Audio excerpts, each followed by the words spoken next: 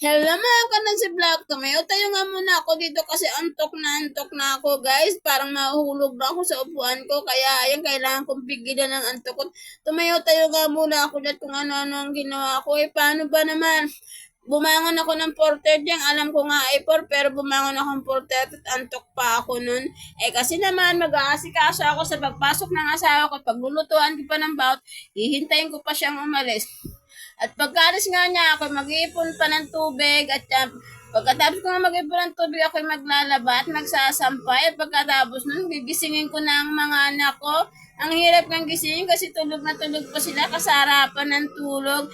Kaya hindi pwede, kailangan ko silang gisingin kasi papasok naman kami sa hardware. Kaya nga 4:30 hanggang pagpasok, wala nga akong penga. Kaya ngayon yung ganitong oras ako yung inaantok.